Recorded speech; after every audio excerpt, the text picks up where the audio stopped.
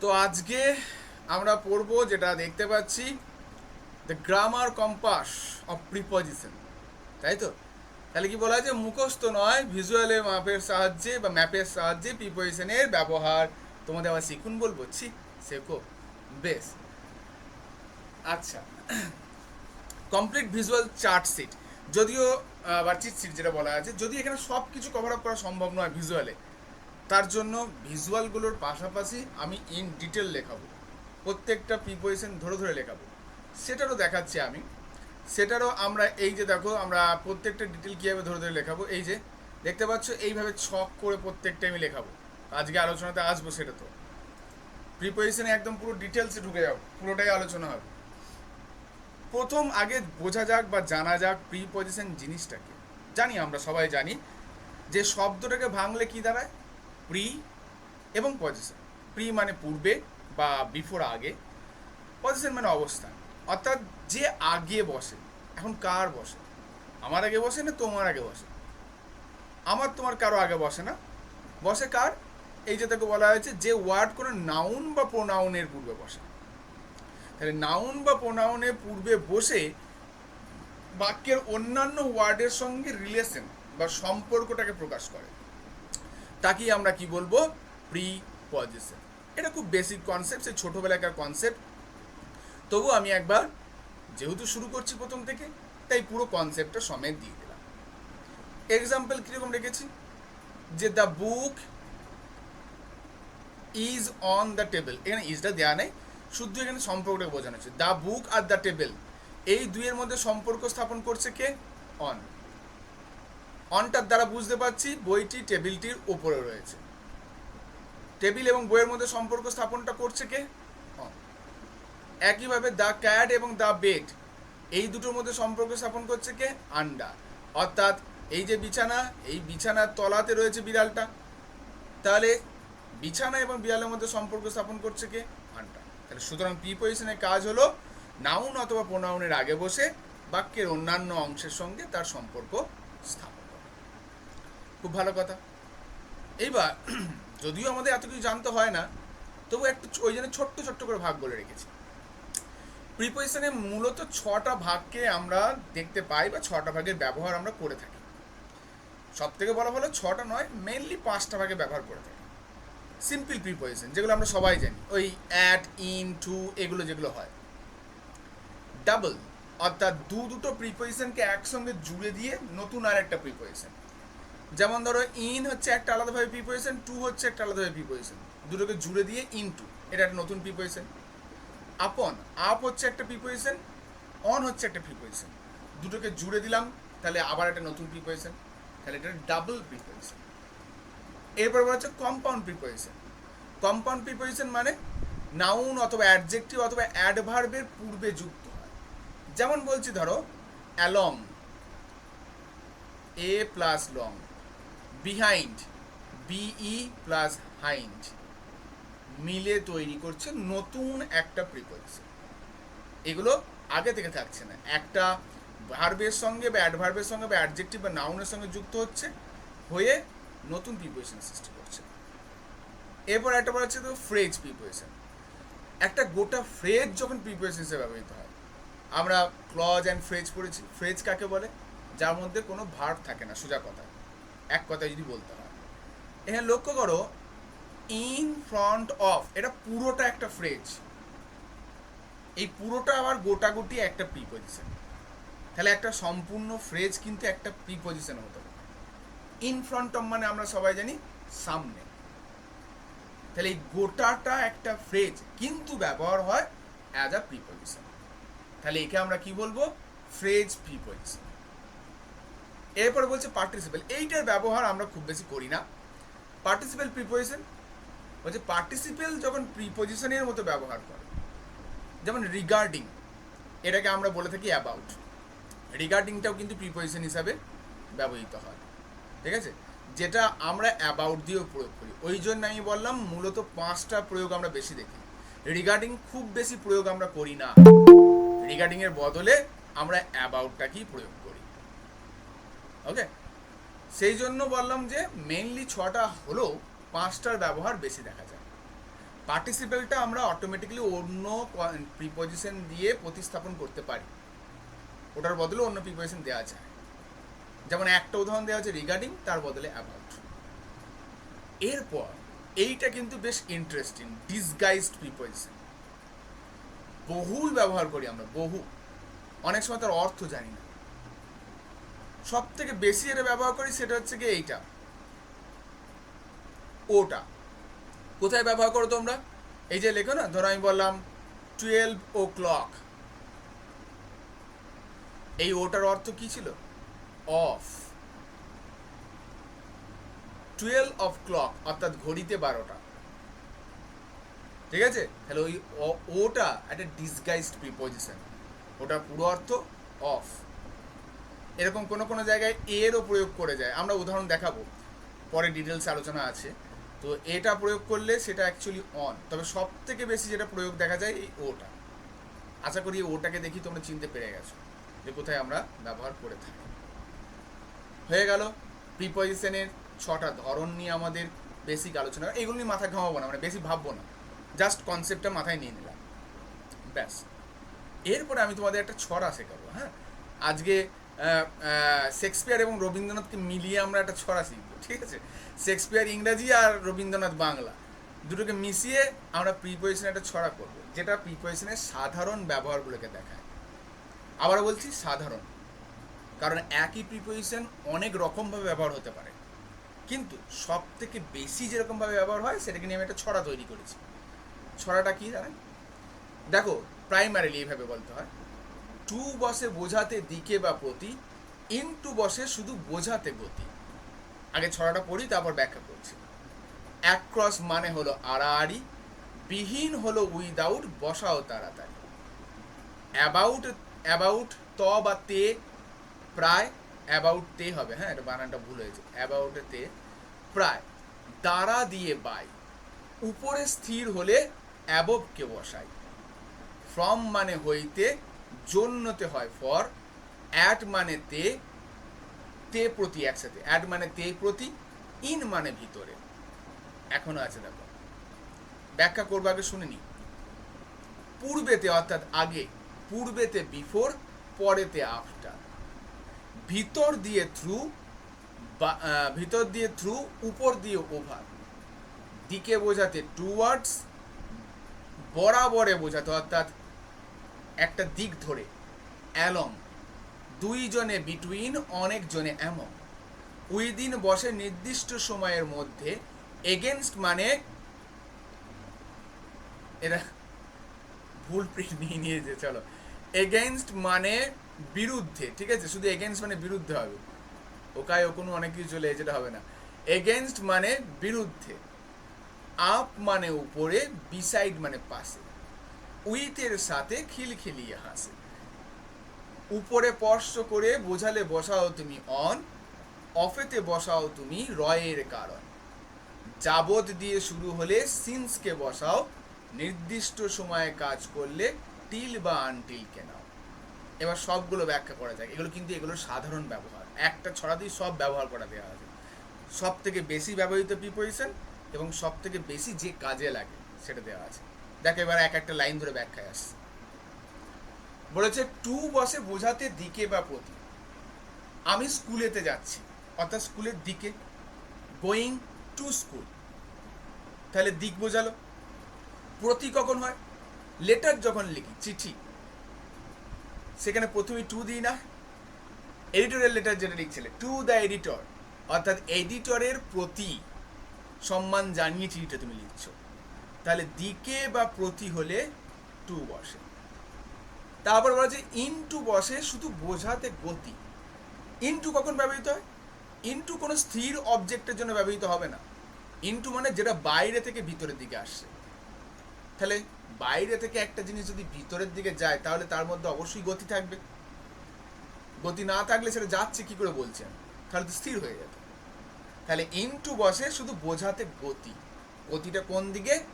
বাইরে থেকে ভিতরের দিকে। অতগুলো তো বলা সম্ভব না, তাহলে কবিতার ছন্দ মিলবে না, ঠিক আছে? বেশ, তারপর কি বলছে দেখো। অ্যাক্রস মানে হলো আড়াআড়ি। অ্যাক্রস মানে আড়াআড়ি, মানে ধরে নাও এই একটা রাস্তা, ঠিক আছে? এটা একটা রাস্তা, এই রাস্তাটা তুমি এদিক থেকে এদিকে পার হয়ে যাচ্ছ, আড়াআড়ি পার হলে তখন হয় অ্যাক্রস। তিনটে প্রিপজিশন আমরা আজকে ডিটেলস আলোচনা করব, একবার বলে দিই। সেটা হচ্ছে অ্যাক্রস, ঠিক আছে, আর হচ্ছে গিয়ে তোমার থ্রু, আর একটা হচ্ছে গিয়ে অ্যালং।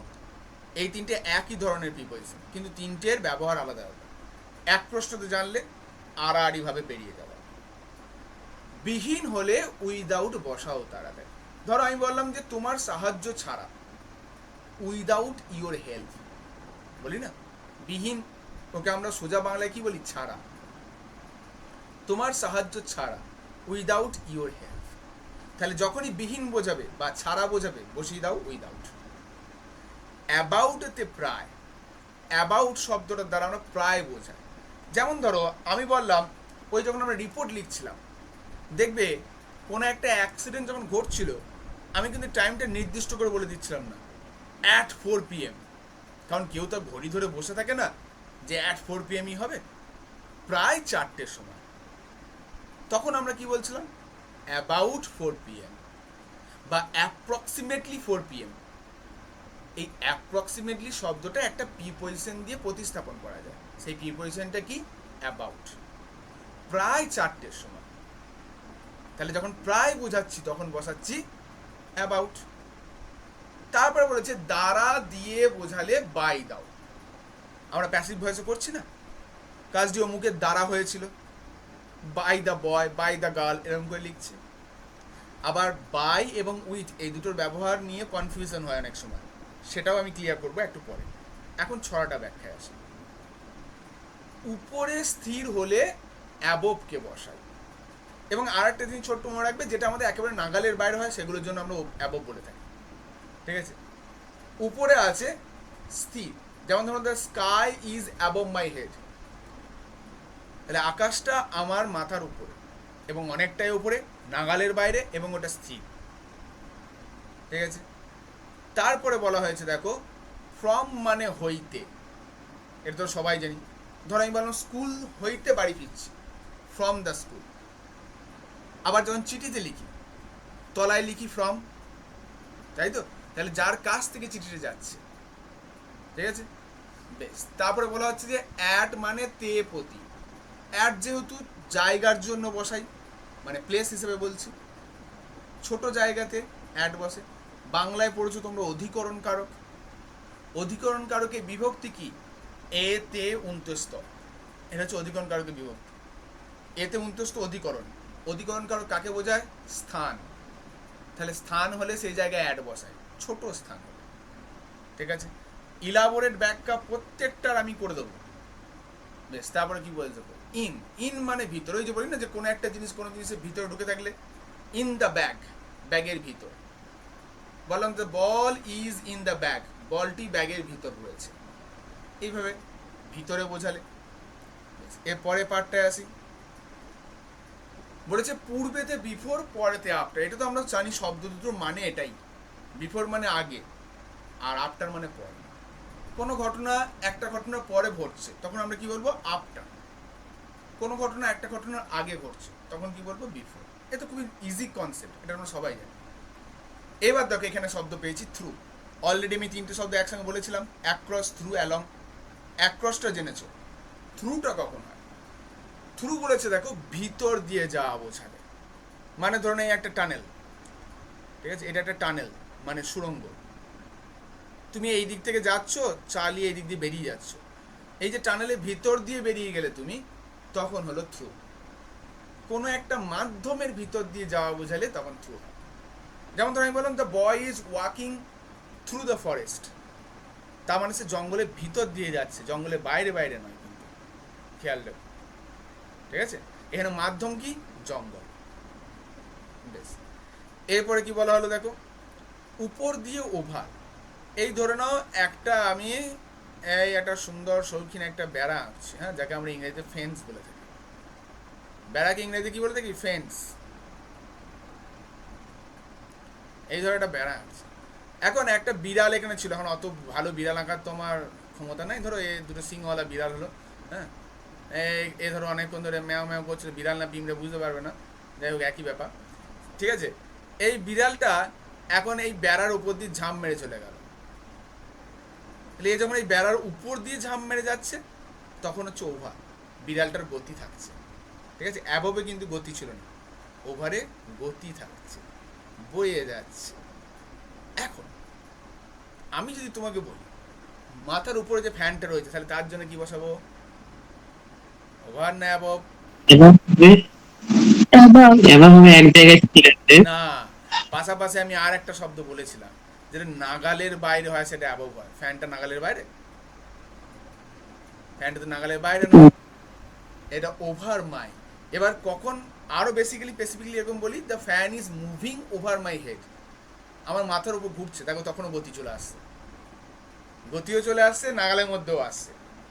নর্মালি ওটাই দেয়, মুভিং দিয়েই দেয়, ঠিক আছে। তবে স্থির অবস্থায় থাকলে সেক্ষেত্রে অ্যাবভ প্রয়োগ করলেও ঠিক হবে, ভুল হবে তা না। The fan is above my head, যদি এইটুকু বলো তাহলেও ঠিক হতে পারে, কারণ আমি ঘুরছে না বন্ধ হয়েছে তো বলিনি, ঠিক আছে। তবে ওভারে সাধারণত গতি থাকে, এটা মাথায় রেখে। বেশ, এবার কি বলছিল, দিকে বোঝাতে টু ওয়ার্ডস। ধরো আমি বললাম আমি পূর্ব দিকে হেঁটে চলেছি, ঠিক আছে, তাহলে কি বলবো? টুয়ার্ডস দ্য ইস্ট, পূর্ব দিকে, টুয়ার্ডস দ্য ইস্ট। টুয়ার্ডস শব্দটা একসাথে, এর জন্য দুটো শব্দ পেবো না। এরপরে আবার বলেছে অ্যালং, দেখো এবার অ্যালং শব্দের এসেছে। অ্যালং বলা হয়েছে কি? বরাবর বোঝাতে। বরাবর মানে কোনো একটা ধার ধরে যাওয়া। ধরে নাও এই একটি নদী ছিল, বেশ নদী বইছে কুলুকুলু ঢুলুঢুলু করে, বেশ গুলগুলু বইছে। এখন তুমি বিকালবেলায় একটু গরমকাল পড়েছে, ফুরফুরে সুরসুরে হাওয়া খেতে গেছো, দিয়ে এই নদীর পাড় দিয়ে হেঁটে যাচ্ছ। এই নদীর পাড় দিয়ে তুমি যখন হেঁটে যাচ্ছ, এইটা হলো গিয়ে অ্যালং, কারণ তুমি নদী বরাবর হাঁটছো। বেসিক্যালি সাধারণত সমান্তরাল গতি যেটাকে বলা হচ্ছে, নদী এক পাশে রইলো, তুমি এক পাশে হাঁটছো। এখন তোমার কি মন হলো যে না, এইভাবে পাড় দিয়ে হেঁটে ঠিক মনটা ভরছে না, যাই একবার নদীরে নৌকা করে ঘুরে আসি। তুমি নৌকায় চাপলে, এপারে নৌকায় চাপলে, চেপে এখন গুড়গুড় করে নদীর এপারে চলে এলে নৌকায় করে, তাহলে তখন কি হবে বলো তো? কি হবে? এক ক্রস, তুমি নদী টপকে গেছো, ঠিক আছে।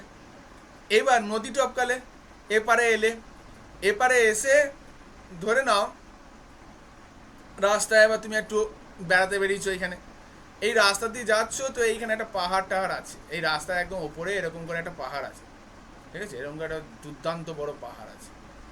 এই রাস্তাটা এখন পাহাড়টার ভেতর দিয়ে বেরিয়ে গেছে, যে এই পারে এসে মিলেছে, পাহাড়ের ভেতরে এরকম একটা টানেল রয়েছে, তুমি এই ভেতর দিয়ে হেঁটে যাচ্ছ। তাহলে এবার যখন এই ভেতর দিয়ে হেঁটে এলে, তাহলে তখন কি হলো?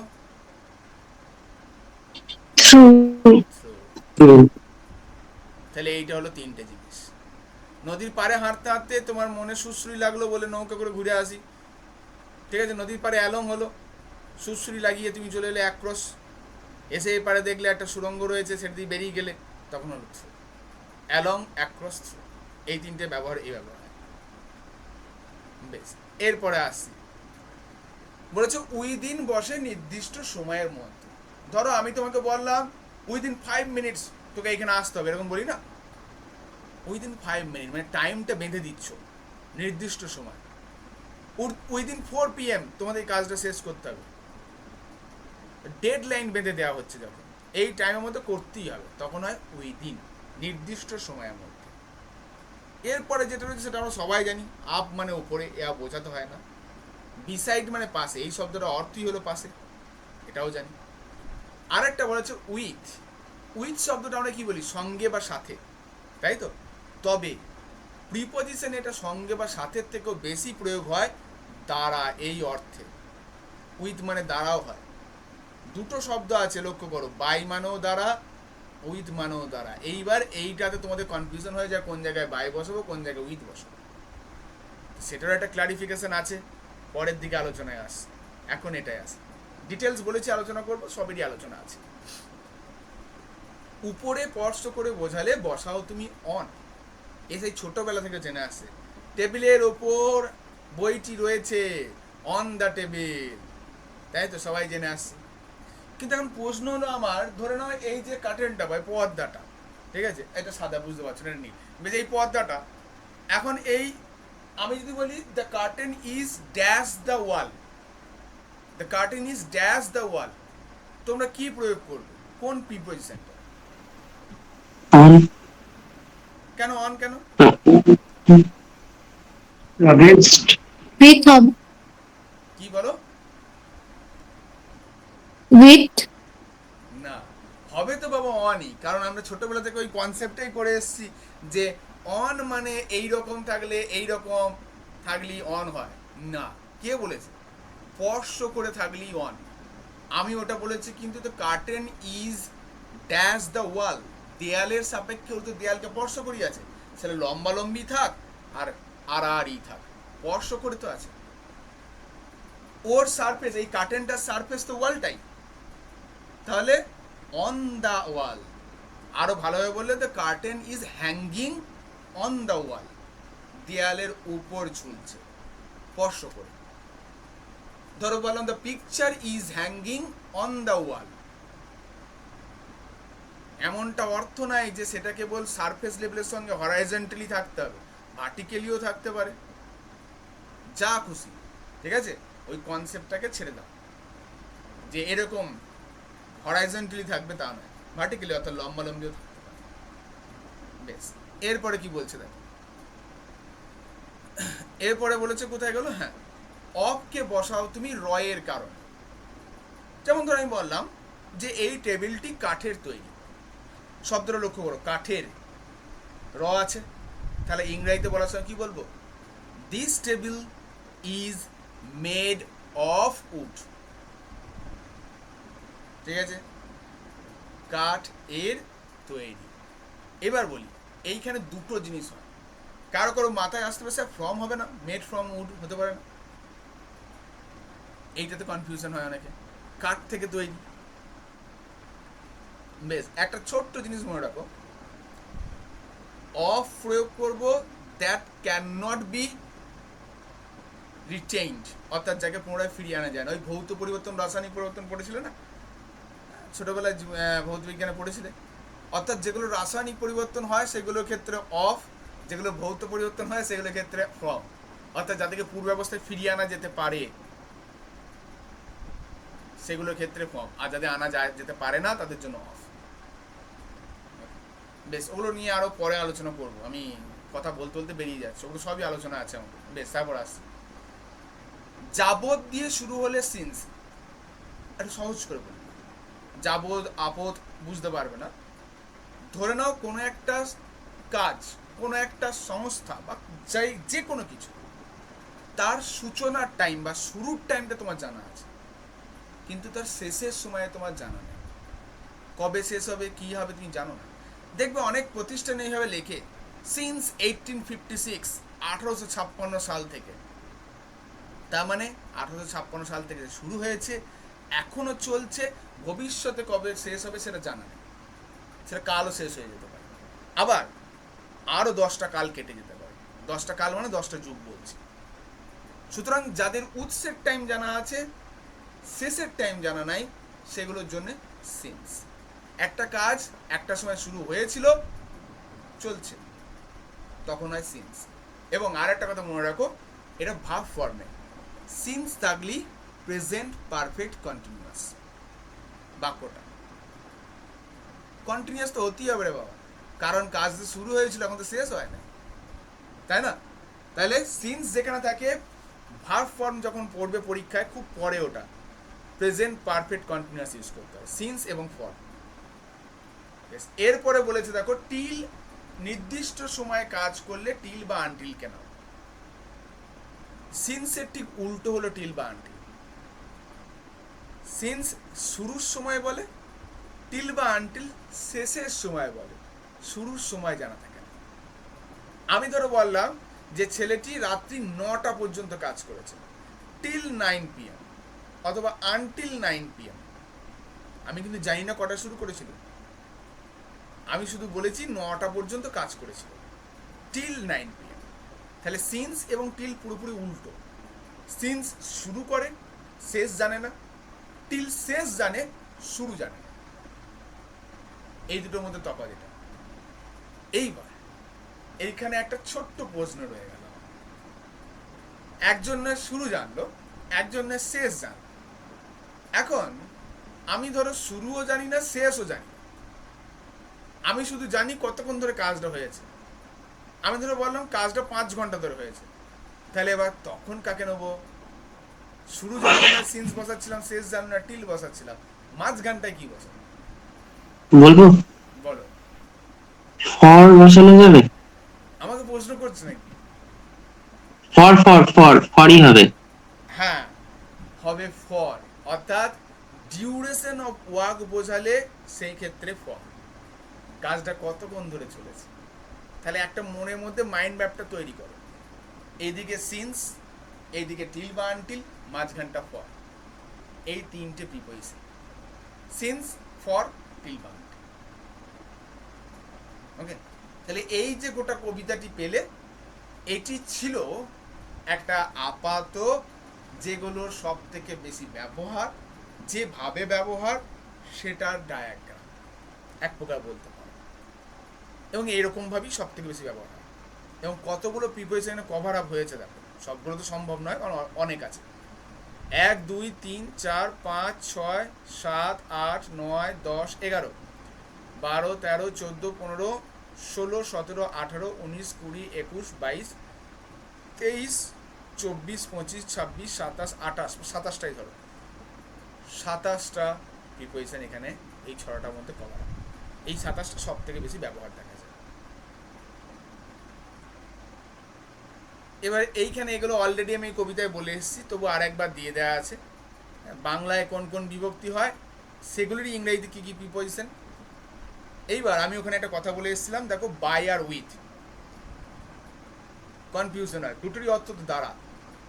সিম্পলি মনে রাখো, বাই তখনই বসাবো যখন কোনো কাজ একজন ব্যক্তির দ্বারা হবে। ব্যক্তির দ্বারা কাজ হলে হয় বাই, বস্তুর দ্বারা কাজ হলে হয় উইথ। উদাহরণটা লক্ষ্য করো। The snake was killed by him. সাপটি তার দ্বারা মারা হয়েছে। এখানে হিমকে ব্যক্তি, ব্যক্তির জন্য বসে তো হিম। এবার সে কি দিয়ে মেরেছে? With the stick. তাহলে স্টিকটা কি? বস্তু। বস্তুর দ্বারা কাজ হলে হলো উইথ, ব্যক্তির দ্বারা কাজ হলে হলো বাই। দুটোরই অর্থ কিন্তু দ্বারা। একটা ছোট্ট মাইনর পার্থক্য মনে রেখে দাও। দেখো ব্র্যাকেটে লিখে দিয়েছি আমি সব।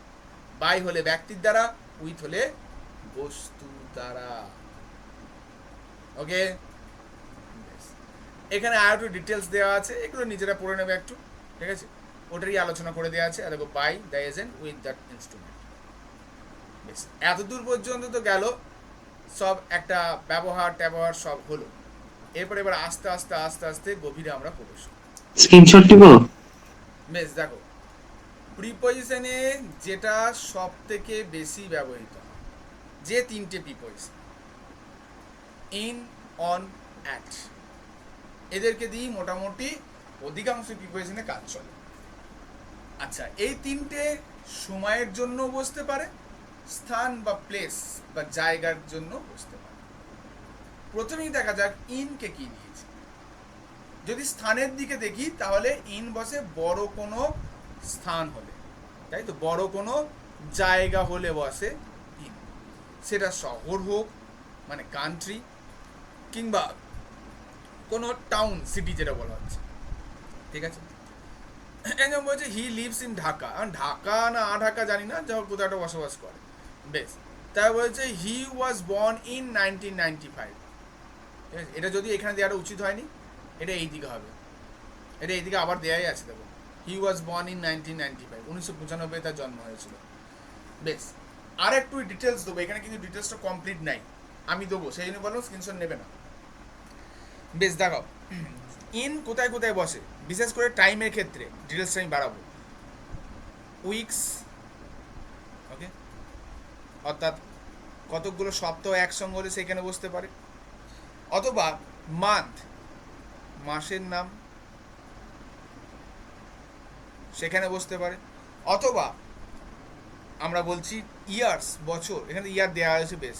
আচ্ছা, ইয়ার আর মান্থটা দেওয়াই ছিল, ওটা লিখতে লাভ নেই, মান্থটা দেওয়া ছিল, উইকসটা দেওয়া ছিল না। আর ডিকেটস, ডিকেট শব্দটা মানে জানি, ডিকেটস, 10। আর হচ্ছে সেঞ্চুরি। ডিকেট মানে হচ্ছে দশক, 10 বছর, আর সেঞ্চুরি মানে তো আমরা সবাই জানি 100 বছর, শতক। তাহলে এগুলোর আগেও কিন্তু বসে ইন। যেমন ধর আমি বললাম ইন 3 উইকস, 3 সপ্তাহে, ঠিক আছে। আবার সেঞ্চুরি ক্ষেত্রে ধরো বললাম ইন 1900s, 1900 শতক, ঠিক আছে। আবার ধরো মাসের ক্ষেত্রে আমরা বললাম ইন মে, ছোট নামটা আমি ওই জন্য নিলাম যাতে জায়গা ধরো, ঠিক আছে। আবার ইয়ার ধরো বললাম ইন 2026। তাহলে যত বড় বড় সময় আছে সবগুলোর জন্য ইন বসাবো, ঠিক আছে, বেশ। এরপর আমরা চলে আসছি অন। অন তো অলরেডি এর ব্যবহার আমরা কবিতাতে পড়ে এসেছি, উপরে বা লেগে থাকা অবস্থায় বোঝাতে আমরা অন বসাই, ঠিক আছে। The book is on the table, okay. এইবার অন সময়ের ক্ষেত্রে কোথায় বসে? ডেজ অথবা ডেটস, দিন অথবা তারিখ, তখন হয় কিন্তু অন। যেমন ধরো এটা এইদিকে নয়, এটা বাম দিকে হবে, বলছে কাম অন ফ্রাইডে, শুক্রবার দিন এসো, তাহলে ফ্রাইডের কি একটা দিন। অথবা আমি ধরো এটাই বললাম যে অন মে 10th, মে মাসের 10 তারিখ, তাহলে মাসের নির্দিষ্ট তারিখ বোঝাতে গেলে তখন আমরা বসাই অন। আবার আর একটা জিনিস জেনে রাখো, ডেজ এবং ডেটস বাদেও আর একটার সঙ্গে কিন্তু বসতে পারে অন। কার সঙ্গে? উইকেন্ডস। উইকেন্ডস মানে জানি কি? সপ্তাহের শেষে, হ্যাঁ বলো। সপ্তাহের শেষের দিক অ্যাকচুয়ালি উইকেন্ড। উইকেন্ড মানে কোনো সপ্তাহের শেষের দিনগুলিকেই বোঝানো হয়, শেষের দিন, অথবা কোনো বিশেষ অনুষ্ঠানের দিন, যেগুলো ছুটির দিন, সেগুলোও হয়। যেমন ধর আমি বললাম on new year, on new year বলছি না, অন নিউ ইয়ার্স ইভ। আচ্ছা, এই নিউ ইয়ার্স ইভ শব্দটার অর্থ জানো? কোন দিনটা বলো দেখি এটা? 31st December. হ্যাঁ, যখনই কোনো ইভ বলা হবে মেন অনুষ্ঠানে, এটা খ্রিস্টানদের মত অনুসারে যে দিনটা ইভ হয় সেটা হচ্ছে কি মেন অনুষ্ঠানের আগের দিনের রাত, নিউ ইয়ারের আগের দিনের রাত, অর্থাৎ 31 জানুয়ারি হচ্ছে নিউ ইয়ার্স ইভ। যদি ক্রিসমাস ইভ বলি তাহলে সেটা 24th ডিসেম্বরের নাইট, ঠিক আছে। ইভ ইভিনিংয়ের শর্ট ফর্ম, বেশ। এরপরে চলে আসছে আমরা অ্যাট। অ্যাট বলছে এক্স্যাক্ট টাইম, নির্দিষ্ট সময়ের আগে, তখন আমরা বসাই অ্যাট। যেমন ধরো আমরা বললাম হি কেম অ্যাট 3 PM, সে 3টের সময় এসেছিল, তাহলে নির্দিষ্ট সময় হলে আমরা বসাই অ্যাট, ওকে। জায়গার ক্ষেত্রে ছোট স্থান এবং অবশ্যই সেটা স্পেসিফিক অ্যাড্রেস, সেক্ষেত্রে আমরা বসাই কি না অ্যাট। ধরো বললাম we live at a village, VILLA, আমরা একটা গ্রামে বসবাস করি, ঠিক আছে। তাহলে তখন আমরা বসাবো অ্যাট, ছোট স্থান, নির্দিষ্ট স্থানের জন্য আমরা বসাবো অ্যাট, ওকে। দাঁড়াও,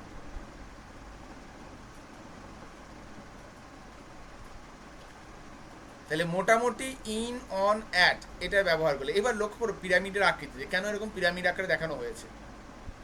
অ্যাটের পজিশনটা লক্ষ্য করো, সব থেকে ছোট জায়গা নিয়ে আছে, সে সময়টা তারও ছোট, জায়গাটাও ছোট।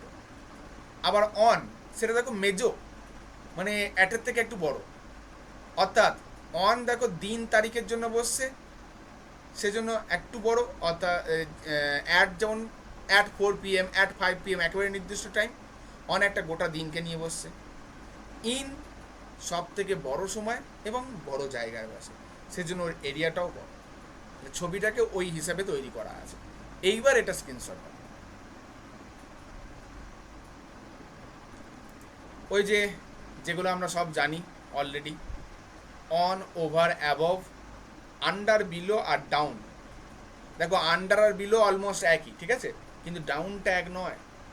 আন্ডারের সঙ্গে ডাউনকে ভুলিয়ে ফেললে হবে না, দুটোর মধ্যে তফাৎ আছে। তাহলে প্রথম আগে ওপরের তিনটে নিয়ে আলোচনা করি, অন, ওভার, অ্যাবভ। অন, দেখো লেখা আছে ছুঁয়ে থাকা অর্থে, তাই তো, অর্থাৎ স্পর্শ করে আছে এমন বোঝালে সেক্ষেত্রে আমরা বোঝাচ্ছি on. The book is on the table, ছোটবেলা থেকে এই উদাহরণ পড়ে আসছে। ওভার, দেখো গতি আছে, স্পর্শ না করে গতি বোঝাতে। A bird flew over my head, একটা পাখি আমার মাথার ওপর দিয়ে উড়ে গেল, উড়ুত করে চলে গেল, বেশ, তখন কি হলো, ওভার।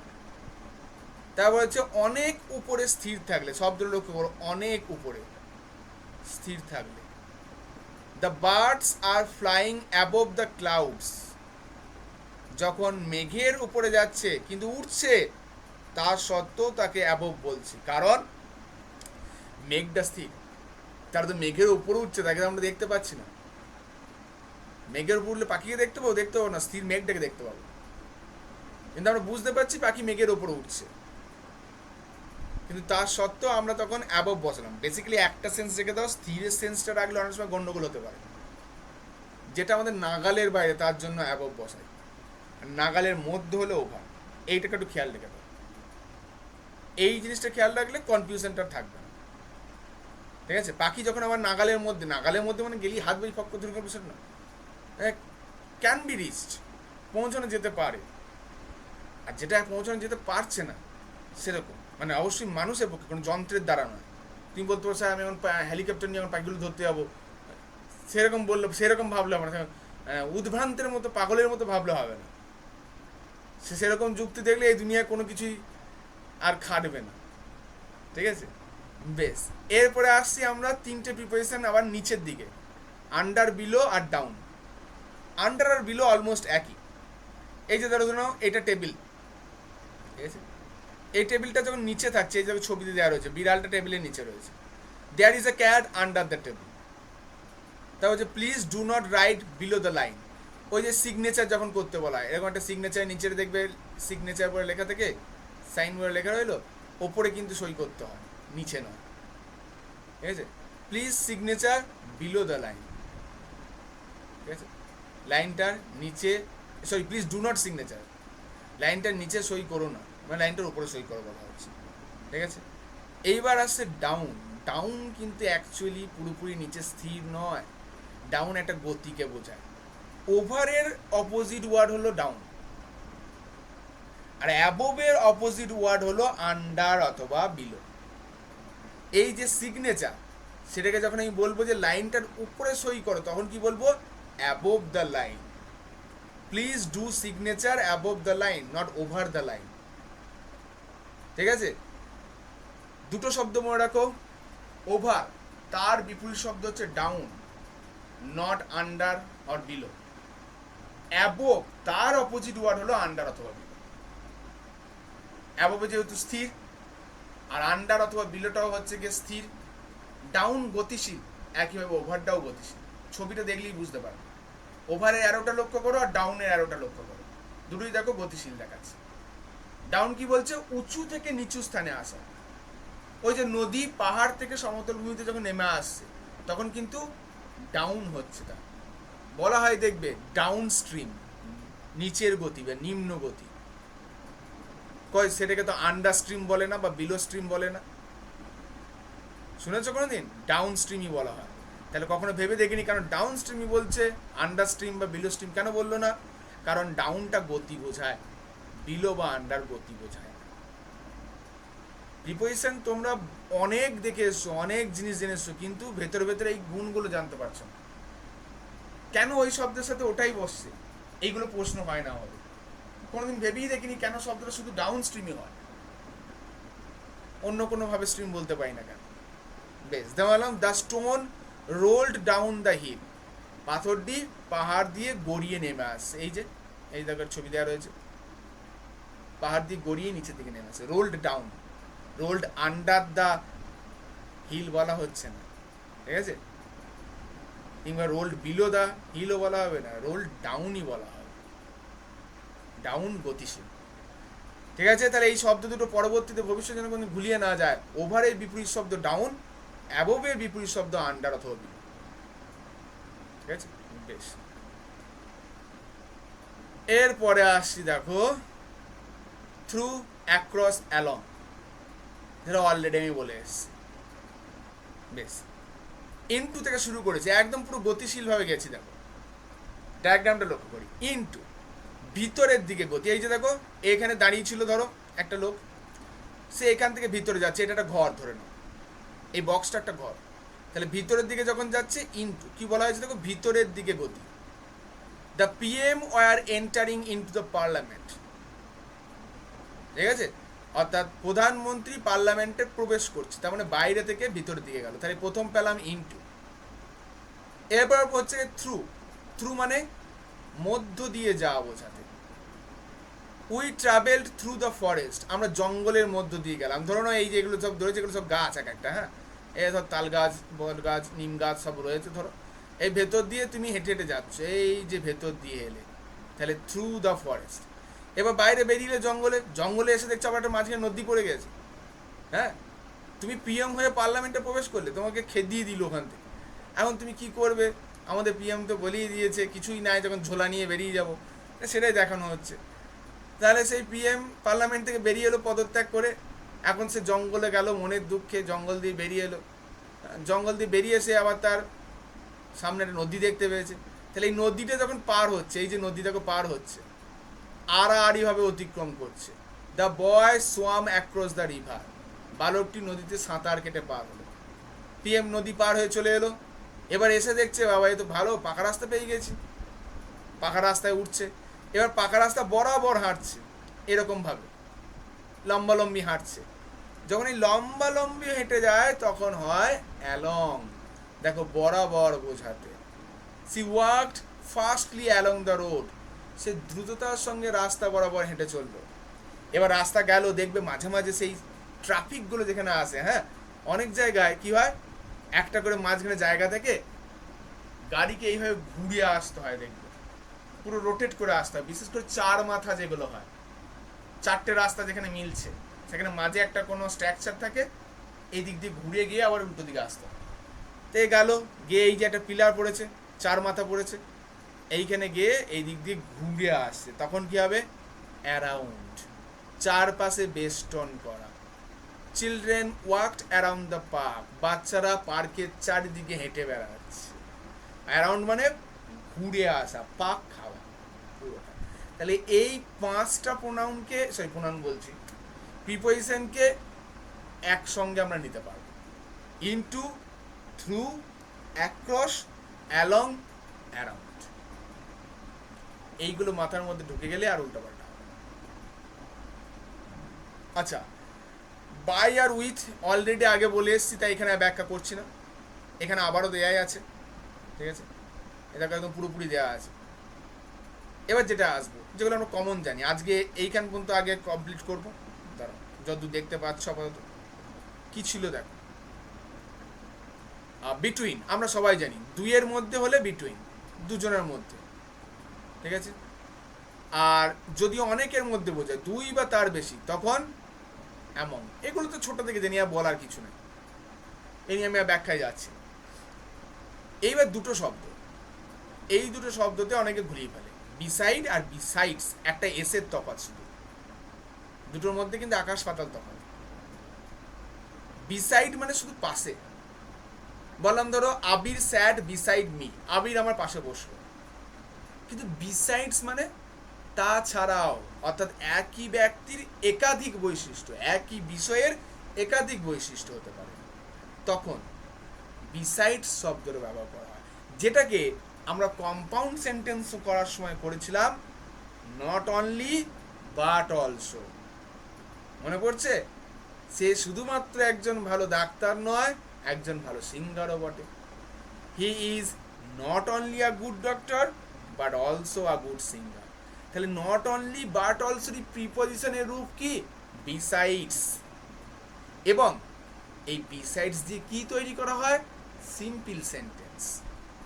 মনে করে দেখো, সিম্পল সেন্টেন্স নিয়ম যখন শিখিয়েছিলাম আমি বলেছিলাম যে ইউজিং প্রিপজিশন প্রয়োগ করে কিভাবে সিম্পল করতে হয়, সেখানে আমি ইন দিয়ে একটা উদাহরণ দেখিয়েছিলাম। তাহলে তার একটা উদাহরণ বিসাইডস দিয়ে হতে পারে, বিসাইডস দিয়ে সিম্পল সেন্টেন্স হয়। যেমন মানে besides this phone I have 2 other phones, অর্থাৎ আমার এই ফোনটি ছাড়াও আরও দুটো নয়, আর একটাই ফোন আছে। বেশ, অত বড় লোক হয়নি। বেশ, তাহলে কি বলছে, আমার এই ফোনটি ছাড়াও এখনো দুটি ফোন আছে বলছে, তার মানে একটা তো রয়েছি, আরও আছে, অর্থাৎ অতিরিক্ত। ঠিক আছে, এই দুটো মনে রাখবে, একটা হচ্ছে বিসাইড আর একটা হচ্ছে বিসাইডস। আসি এবার পর পর স্ক্রিনশটের জন্য।